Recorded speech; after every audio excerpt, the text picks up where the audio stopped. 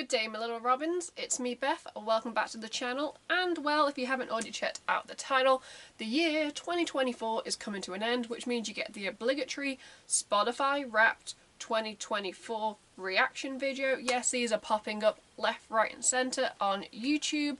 I already posted like a screenshot on my Instagram, as did a lot of people, and well, instead of sharing the video, I went through it and took screenshots of like the statistics just to make it like that little bit easier. And whew, I wasn't throwing that many curveballs this year. Like, going into this, I kind of knew like maybe artist wise, and I kind of got the artist correct. Some of the songs I was like, okay, you can tell I went through a phase. And like the new gimmick this year was like, was it like music like emotions? They've done it before in the past where they've gone through like months. In the past, I'm not sure if it was last year or the year before, they introduced this and it said like your top artist of like that month that you listen to. Whereas this time round they're giving you like a really weirdly worded genre and like a few bands that you listen to that fall under that. So yeah, you know, like enough rambling. Before we begin, if you'd like to support me and the channel in the future, you can by clicking like to show me some love. You can click subscribe and tap that bell to be notified when I upload on this channel.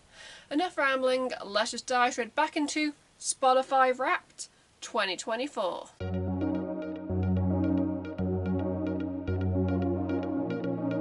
Okay, we kick off with the amount of minutes that I listened to this year, which was 9,879, which puts me in the top 32% of listeners worldwide.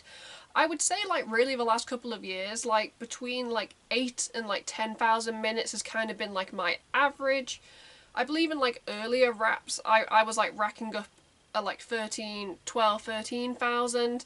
And sometimes I think I might listen to more music than you think you do, but I actually honestly thought maybe I listened to like more minutes this year, because I tend to listen to a lot of my music on my commute to work. It's like a 6-minute walk to the bus stop. I've then got to wait like 10 minutes for the bus. It's then like a 10-minute bus ride. I did stop listening to my music on my commute back from work now that I finish at 11 PM. I don't really live in like a really nice part of Liverpool. I don't feel safe listening to my music, so I kind of had to cut that out. But yeah, my main thing is listening to music on the way to work, and I can listen to music in my work when the shop is shut and there's no customers. So that throws in like another like 45 minutes to like an hour. So yeah, I'm a little surprised at how low it is, but you know, I'm not too fussed. Let's move on to the next slide, which is my biggest listening day was February 20th with 163 minutes. Honestly, I have no idea. I couldn't tell you what day of the week that February 20th was, but apparently that was the day I was like, you know what, I am committed to Spotify. The only thing I can think of if I was like tidying up, because usually if I'm doing like a room clean or like I'm sorting things out, I like to have music on. But honestly, I don't think February 20th was like, there wasn't anything significant happening to me then, but Spotify was like, that was your day, love. Okay, let's move on. I played 1,290 songs this year. I believe this is like unique songs. In the past it used to say like, oh, you listen to this many like unique songs, but like I'm not sure if maybe that means these are, because they've taken away like the unique, so I'm not quite sure if these are like, oh, new songs you've listened to, or you know, do these include like songs, because some songs, especially over the last couple of years, I keep listening to on repeat. So I'm really not sure if these are 1,219 new songs that I've checked out, or if it's just in total how many songs. I don't think it can be that, because like I tend to listen to like albums in full when it comes out, and like a lot of like my like symphonic power metal, there's like 10 to like 14 songs on an album, so I'm not quite sure about that statistic. Let's move on. My top song was Justice by Dreamcatcher with a total of 71 streams, which put me in the top 0.5% of listeners worldwide. Dreamcatcher, for those of you who don't know, are a K-pop girl group who have been around since 2017 in like the incarnation of Dreamcatcher. Their music is very much like rock, metal, dark, horror, so very different to what most people expect when it comes to K-pop. And like the last couple of years, Dreamcatcher have been dominating in terms of like my songs and my playlists in general. And I believe like the reason Justice got the most streams is because in order for groups to get like wins on Korean music shows, they do count like Spotify, YouTube, Apple Music streams. And so that's probably why I probably had that song on repeat. I believe it also happened either last year or the year before. It was another Dreamcatcher song, and that was it. It was when Maison came out. I listened to that a lot because I wanted to boost their streams. So, but yeah, check out Dreamcatcher if you're interested in K-pop, but you like rock, metal. Dreamcatcher might be the one for you. Now on to my top 5 songs. We have Justice by Dreamcatcher. No shock there. We have Dizzy by Ollie Alexander. Yep, that was the UK entry for Eurovision 2024. We then have The Code by Nemo, which was the winner of Eurovision 2024, which I happened to win money on because I put a bet that he would win, and he won. We've also got Chick Chick Boom. I'm really not quite sure how to pronounce the title, by Stray Kids. They're like another K-pop group. I highly recommend checking them out. You know, they have some amazing songs. And lastly, we have Flowers by Miley Cyrus. At some point in the year, I know I went for like a Miley Cyrus phase, and for some reason I just had Flowers on repeat. It's also one of the songs on Just Dance that, you know, I've come close to perfecting. I don't know, there's just something about like the beat and the lyrics that I'm like, oh yeah, when I listen to it I feel good about myself. That's just like Miley Cyrus in general. So that was probably like the one shock. I was not expecting Miley to pop up, but props to her. Let's move on to the next slide. Oh, here we go. This was it. This was the month like emotion, and so like they chose like random months like during the year. I know some people from videos, they got like January, February, March, whereas mine were very spread out. Mine was like fall, summer, spring. Okay, so October was my pirate fantasy symphonic metal moment. I know for some reason, I don't know why it's cut out of the picture, but like it would tell you like the bands that you listen to that fall into that. And for me, well, pirate fantasy, it was Visions of Atlantis, we had Beyond the Black, and we had Ad Infinitum. So, you know, I wasn't mad about that, because I am obsessed with the new Visions of Atlantis album, Pirates to Armada, Chef's Kiss.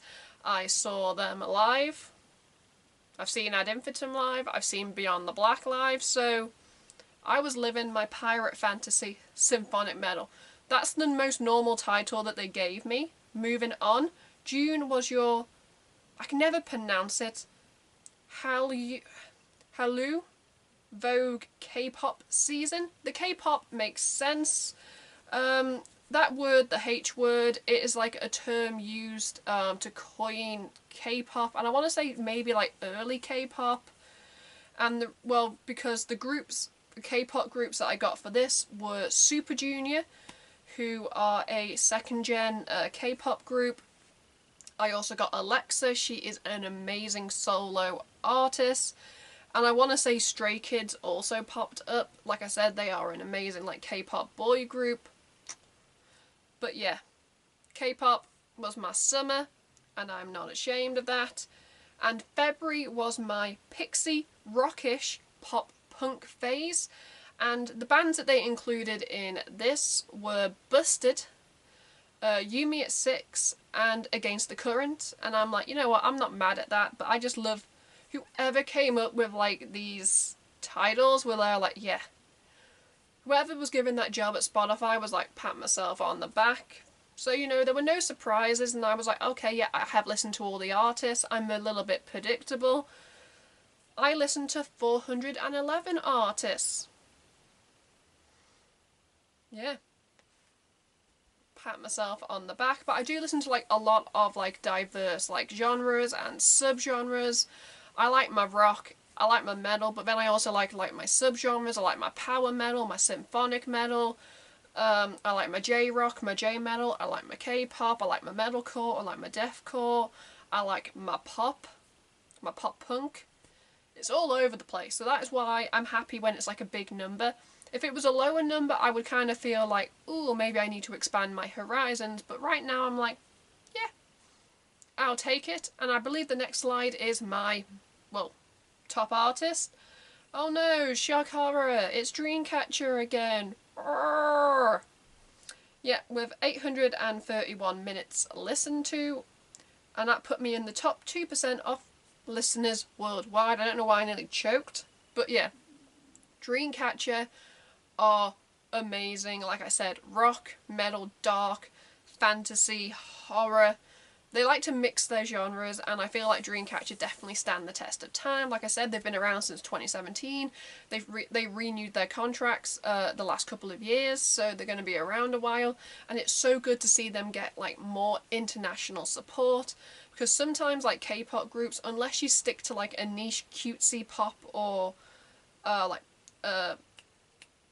you have like the poppiness, the cute, you have the girl crush, or you have like whatever male K-pop groups do.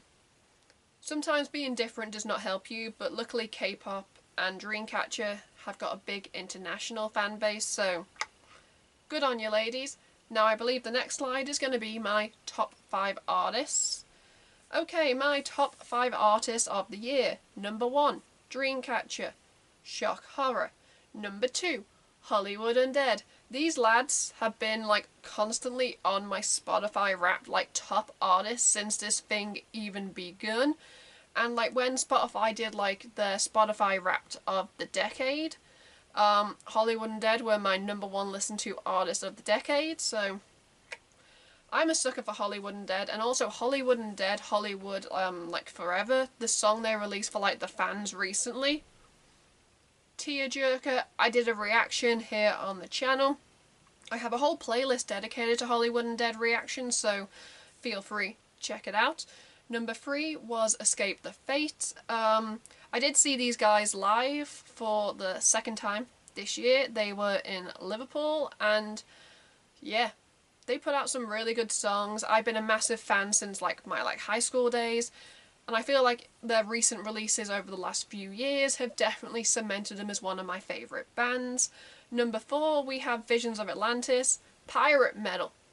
If you want a bit of feel-good, like symphonic, power, fantasy metal, with a good dash of pirates, Visions of Atlantis is for you. You've got dual vocals, you've got a guy and a girl. They're very strong storytellers, the music videos are visually appealing, and you get the song stuck in your head. I did see them live. And number 5 is Beyond the Black. I am not mad. I know in the past I've had a couple of surprises like thrown in there, and I was half expecting, you know, maybe with the amount of like Eurovision songs that I listened to this year, that a few of those artists would show up.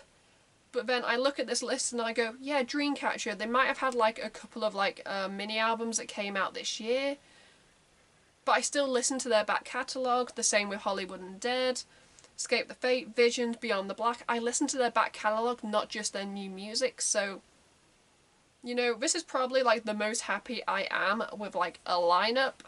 And then the last slide is, well, the summary of your top artists, your top songs, your minutes. I also see that this year they took away the genre. There's like an empty corner, because I'm not sure if it was there last year, but it was definitely there the year before, when it was like, this is your most listened to genre, and that's sometimes where you would get like shamed. But they seem to have taken that away this year, so it would have been interesting, you know. I understand they gave you all those slides with those funky genres, but it would have been interesting because I have a feeling mine was probably going to be K-pop, shock horror. Maybe that's why they didn't put it there, because they were like, Beth, you are predictable. So there we have it, guys and girls of the internet. That was just my Spotify Wrapped 2024 reaction. I hope you guys learned something about me and, well, my taste in music. I love these Spotify Wraps because there's always the occasional like curveball thrown in, but you know, there's also, you know, playing it safe.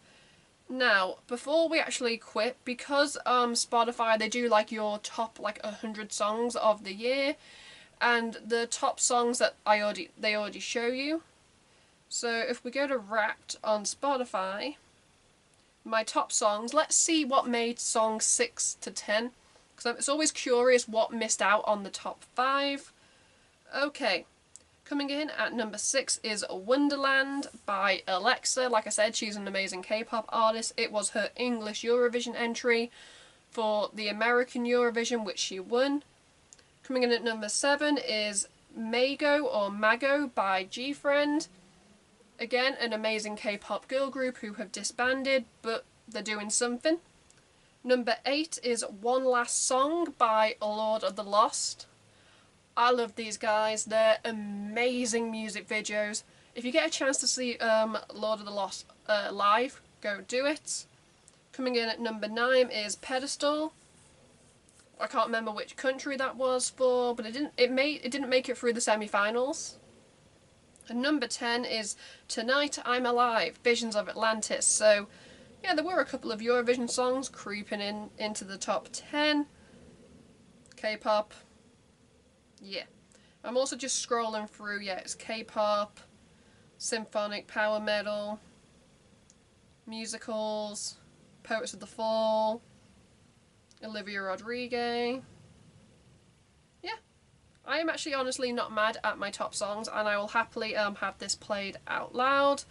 They've also introduced like their DJ like Wrapped, where they have like an AI DJ who does music for you throughout the year, and they've done one for like the DJ AI for like all your Wrapped like songs, genres, artists, which I haven't checked out yet, but I've heard is very unique, and some of the statistics it tells you kind of calls you out, so I'm really looking forward to that. In the comments below, you know, please share, you know, your top artists, your top songs, how many minutes, your favourite genres. If you have any requests for, you know, future videos, future reactions here on the channel, comments is the place to go, because I want to make videos that you guys want to watch. Anyway, let's just wrap up this video before I continue to ramble. If you'd like to support me and the channel in the future, you can by clicking a like to show me some love. You can click subscribe and tap that bell to be notified when I upload on this channel. At the end of this video, you can check out my last 2 videos or playlists depending on what mood I'm in when I'm editing this. Until next time, I'm Beth. Keep listening to good music. Goodbye.